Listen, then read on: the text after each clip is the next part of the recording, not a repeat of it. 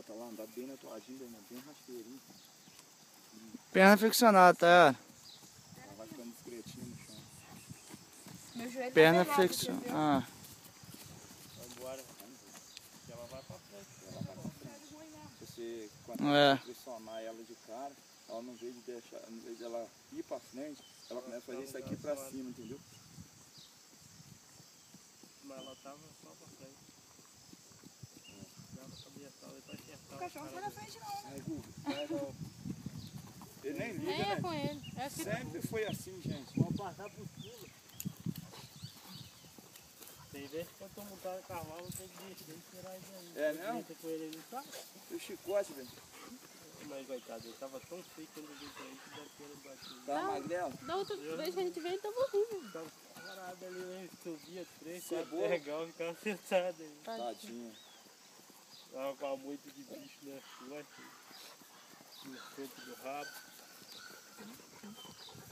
Aí saiu o Robinho, cuidava, né? Nossa, adorava. Tá O Robinho tinha tudo. ciúme dele. E ficava lá embaixo na casa dele. Guga, Isabel, cidade. Gostava muito dele. Cadê a Xuxinha? Sumiu, né? Botou aí cachorro de Xuxinha. O outro gosta também, né? E se levar lá pra cima, morreu. Esse não mora bem? Nós filmando o rapazinho lá agora, botei lá pra casa. Ali embaixo também mora?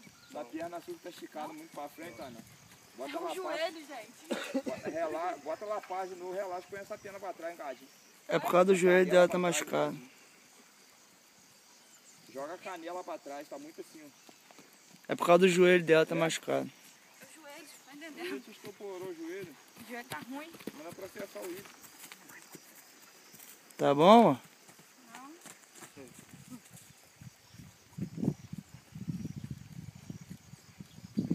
Aí é boa, né? Eu colhi pra comer. É boa. As outras são boas, mas as outras tudo pra Paris. Pega o cobrir agora com o banho. Tem 15 dias que eu botei banho de novo. Dá tempo de uma saída, dá tempo de levar ela até que é mato. Não, vai queimar. Quando? Vai queimar no